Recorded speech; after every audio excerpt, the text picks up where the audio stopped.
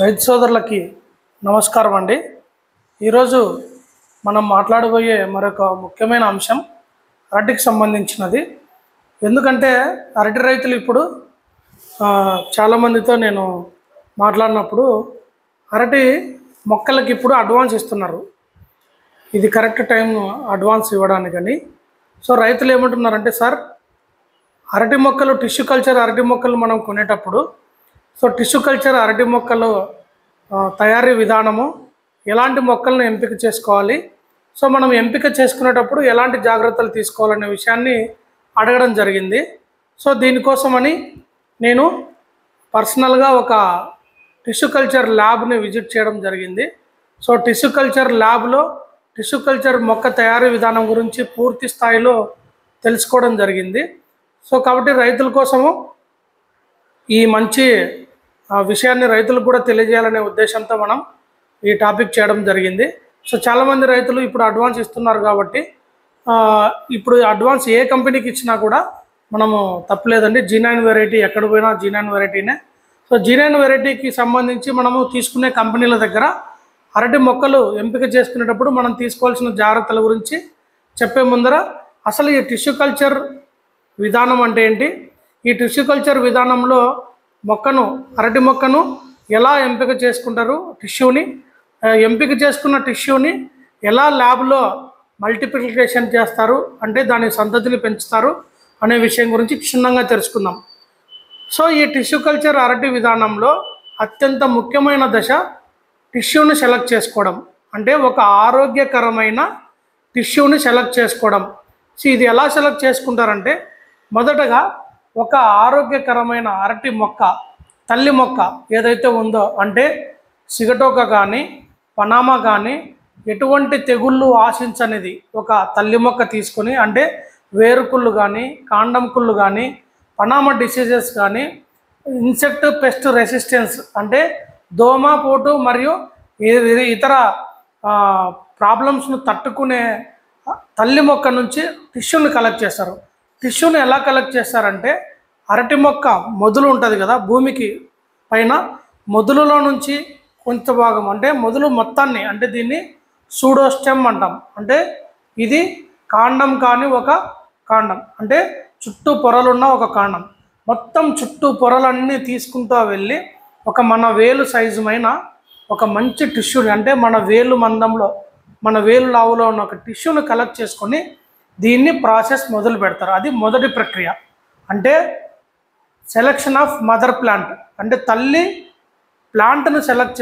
మొక్కను సెలెక్ట్ చేసుకునేటప్పుడే కంపెనీలు కానీ టిష్యూ కల్చర్ మొక్క తయారు చేసుకునే వాళ్ళు కానీ దేశం మొత్తం వెతికి G9 వెరైటీలో అత్యంత మంచి శ్రేష్టమైన తల్లి మొక్క ఎక్కడ దొరుకుతుందో కొనుక్కొని అందులో నుంచి తీసిన టిష్యూల ద్వారా మాత్రమే వీళ్ళు టిష్యూ కల్చర్ విధానాన్ని స్టార్ట్ చేస్తారు. ఇది మొదటి స్టెప్. ఇప్పుడు మనం సేకరించిన టిష్యూలో బయటికి కనిపించేవి తెగుళ్ళు, వైరస్లు ఇవన్నీ కాకుండా హిడెన్ వైరసెస్ అంటారు. అంటే దాచిపెట్టుకునే టిష్యూలో కూడా లోపల దాచిపెట్టుకున్న హిడెన్ వైరసెస్లను కనుక్కోవడానికి దీన్ని ఫస్ట్ వీళ్ళు స్టెరిలైజేషన్ చేస్తారు. దీన్ని మొత్తం స్టెరిలైజ్డ్ ప్రక్రియలో దీన్ని మొత్తం క్లీన్ చేసిన తర్వాత దీన్ని మంచి ల్యాబ్కి PCR టెస్ట్కి పంపిస్తారు, లేదా వైరస్ ఇండెక్స్ టెస్ట్ అంటారు, వైరస్ ఇండెక్స్ టెస్ట్ VIT. ఈ వైరస్ ఇండెక్స్ టెస్ట్ కానీ PCR టెస్ట్ కానీ ఈ రెండు పరీక్షల విధానంలో మనం ఏదైనా ఈ టిష్యూలో దాచిపెట్టుకొని ఉన్న వైరస్లు ఏమైనా ఉన్నాయేమో అని కనిపెడతారు. అలా లేదు అని నిర్ధారించుకున్న టిష్యూని వీళ్ళు మొదటిగా ల్యాబ్కు తీసుకెళ్ళి ల్యాబ్లో ప్రక్రియ మొదలు పెడతారు.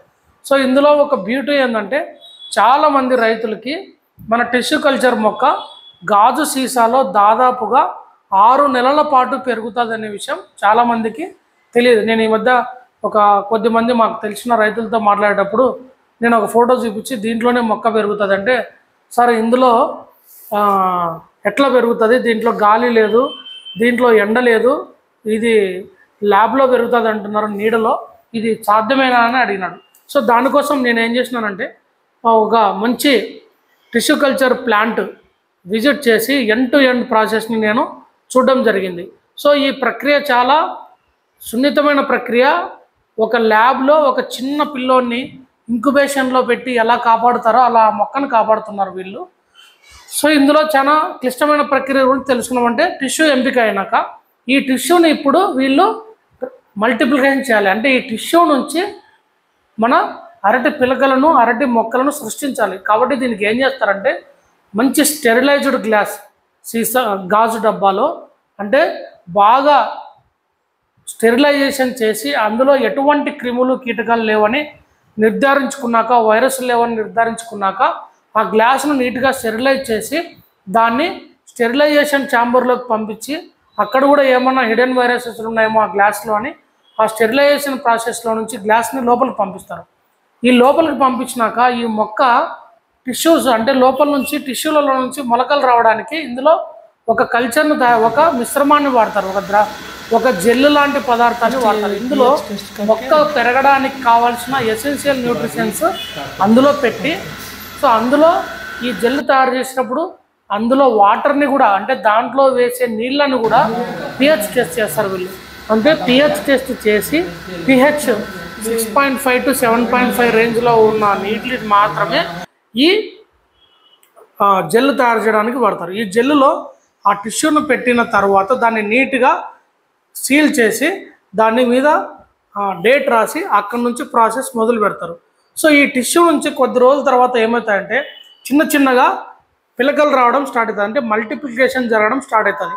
సో ఈ మల్టిప్లికేషను ఒక 2 వారాలు 3 వారాల టైం తర్వాత ఎప్పుడైతే మల్టిప్లికేషన్ తయారవుతుందో దాంట్లో నుంచి కొన్ని పిలకలు ఒక్కొక్క దాంట్లో నుంచి 40-50 అట్లా పిలకలు వస్తాయో వాటిని అన్నిటిని తీసుకొని వెళ్ళి జాగ్రత్తగా అంటే మనకి ఇంతకుముందు కరోనా వైరస్ వచ్చినప్పుడు PPE సూట్లు వేసుకుంటాం చూడండి, అలాంటి సూట్లు వేసుకున్న వాళ్ళు ఎంప్లాయీస్ చాలా జాగ్రత్తగా అందులో నుంచి ఒక్కొక్క పిలకను వేరు చేసి ఆ పిలకను మళ్ళీ ఒక్కొక్క దాన్ని ఒక్కొక్క జెల్ దాంట్లో బాక్స్లో పెట్టి మళ్ళీ దాన్ని మల్టిప్లికేషన్ చేస్తూ పోతారు.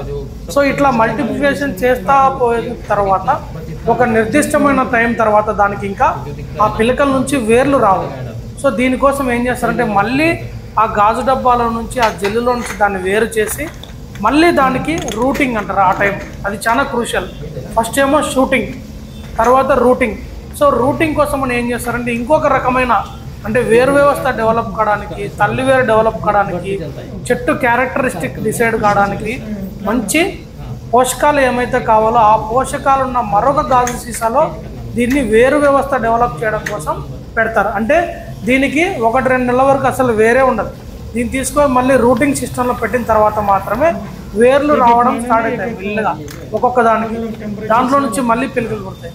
సో దీన్ని మళ్ళీ ఏం చేస్తారంటే దీన్ని మళ్ళీ ఆ ప్రాసెస్లో నుంచి ఒక్కొక్క మొక్కను నీట్గా సపరేట్ చేసి ప్రతి మొక్కకు వేర్లు ఎలా ఉన్నాయి, ప్రతి మొక్క ఆరోగ్యంగా ఉందా లేదా, ప్రతి మొక్క ఇది పంటకి అంటే వ్యవసాయానికి అనువైనదా కాదా అని నిర్ధారించుకొని మంచి మొక్కలను మాత్రమే మళ్ళీ ఇంకొక గాజు సీసాలో పెట్టి మరీ 2 ఆకులు వచ్చేంత వరకు దాన్ని ఒక ల్యాబ్లో కాపాడుతారు.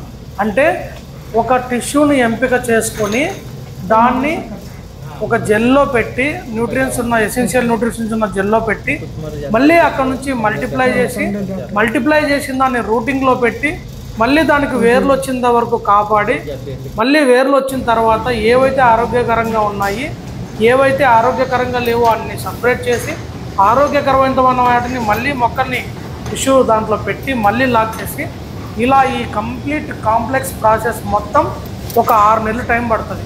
సో ఈ 6 నెలల పాటు దాన్ని ఒక తల్లి ఎట్లయితే పొత్తిలలో తన బిడ్డను కాపాడుతుందో అంతే జాగ్రత్తగా దీన్ని వీళ్ళు ఆ గ్లాసుల్లో దాన్ని నిల్వ ఉంచాలి.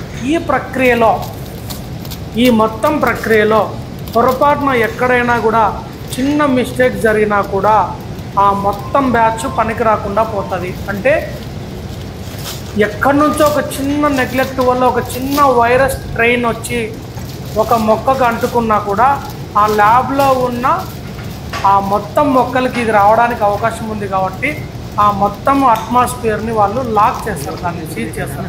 సో ఎవరి పర్మిషన్ లేకుండా అందులోకి పోనీకి లేకుండా మంచి స్టోరేజ్ టెంపరేచర్స్లో ఆప్టిమమ్ టెంపరేచర్స్లో అంటే 24 నుంచి 26 డిగ్రీల టెంపరేచర్లో దాన్ని నీట్గా మొక్కని పెంచడం మొదలు పెడతారు. సో ఈ టైం మధ్యలో ఈ 6 నెలల పీరియడ్లో అందులోకి ల్యాబ్లోకి ఎవరు పోవడం కానీ, వితౌట్ మాస్కులు కానీ, చేతికి గ్లౌజులు లేకుండా టచ్ చేయడం కానీ జరగదు. సో అలా జరిగితే ఆ ప్రొడక్షన్ మొత్తం లాస్ అవుతుంది.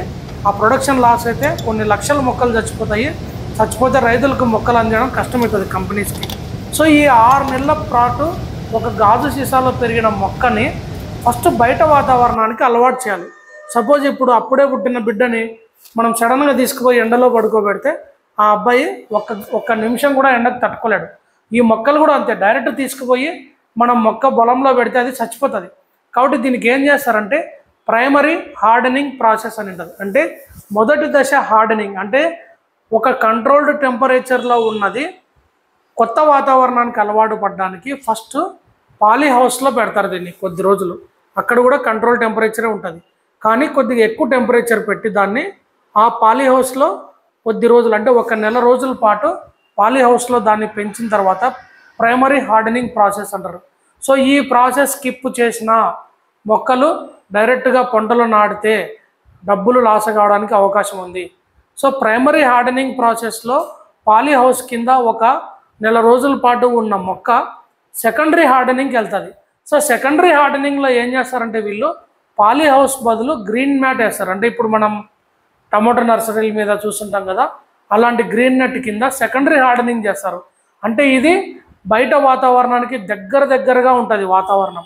ఈ సెకండరీ హార్డనింగ్ ప్రాసెస్ అయిపోయిన తర్వాత అంటే మొత్తం 6 నెలలేమో ల్యాబ్లో, 1 నెల ప్రైమరీ హార్డనింగ్ ప్రాసెస్, 2వ నెల సెకండరీ హార్డనింగ్ ప్రాసెస్, అంటే 2వ దశ హార్డనింగ్ ప్రాసెస్ అయిపోయిన తర్వాత అంటే మొత్తంగా 8 నెలల టైము ఇది అక్కడే వాళ్ళ ప్లేస్లోనే ఉన్న తర్వాత అప్పుడు రైతుకు అమ్మడం జరుగుతుంది. సో ఇలాంటి మొక్కను మనము రైతు తెచ్చుకున్నప్పుడు వెంటనే నాటకూడదు. సో చాలామంది లాస్ట్ ఇయర్ నేను చూసినాను, వెంటనే అంటే టైం లేక వెంటనే అంటే తేవడము, ఈరోజు తేవడము, రేపు నాటడం వల్ల ఏమైందంటే మొక్కలు విపరీతంగా చనిపోవడము, ఎండకు తట్టుకోలేకపోవడము, మొక్కలు ఎదుగుదల సరిగా లేకపోవడం, అది మొత్తం పంట మీద ప్రాబ్లం చేస్తుంది. పంట దశ మొత్తం అలాగే దాని ప్రాబ్లమ్స్ ఉంటుంది. కాబట్టి సో రైతులు ఎట్లయినా కానీ ఈ ప్రైమరీ హార్డనింగ్, సెకండరీ హార్డనింగ్ అయిపోయినాక లోకాలిటీ హార్డనింగ్, అంటే మన తోటలో మన పొలం దగ్గర ఒక గ్రీన్ షెడ్ వేసి కానీ లేకుంటే చెట్టు కింద కానీ దీన్ని ఒక 10 రోజుల పాటు మన పొలం వాతావరణానికి, మన ఊరి వాతావరణానికి అలవాటు చేసి నాటుకుంటే మొక్కలు చచ్చిపోవడం శాతం తగ్గుతాయి. ప్లస్ మొక్క ఎదుగుదల బాగుంటుంది, వేరు వ్యవస్థ బాగుంటుంది. అది మొక్కకు రెసిస్టెన్స్ కూడా, అంటే వేడిని కానీ మన వాతావరణాన్ని కానీ తట్టుకోవడానికి దానికి శక్తి లభిస్తుంది.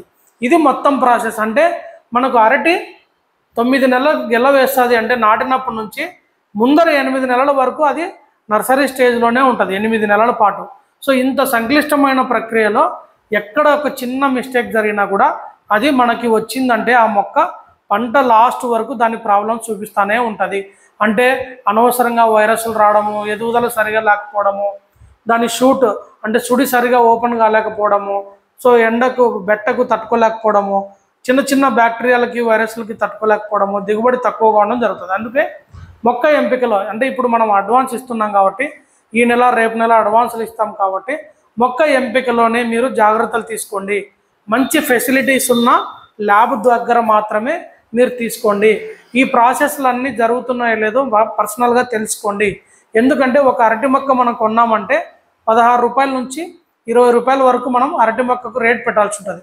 సో ఒక ఎకరాకు 1400-1500 మొక్కలు పెడుతున్నాము అంటే ఎకరాకు కేవలం మొక్క ఖర్చు మాత్రమే, ట్రాన్స్పోర్టేషన్ కాకుండా లేదా మన దగ్గరికే తెచ్చిచ్చినా కూడా ఎకరాకి 30,000 రూపాయల వరకు ఖర్చు అవుతుంది.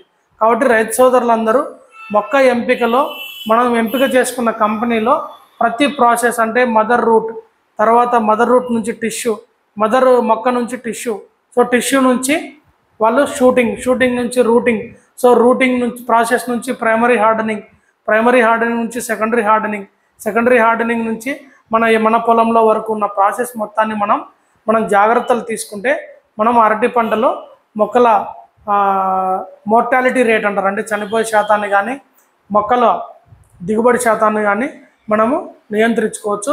మొక్కలలో దిగుబడి శాతాన్ని కూడా మనం పెంచుకోవచ్చు ఇలాంటి జాగ్రత్తలు తీసుకుంటే. కాబట్టి మొక్క తీసుకునేటప్పుడు రైతు సోదరులందరూ ఈ విషయాన్ని జాగ్రత్తగా గమనిస్తారని మనస్ఫూర్తిగా ఆశిస్తూ సెలవు తీసుకుంటున్నాను. నమస్కారం.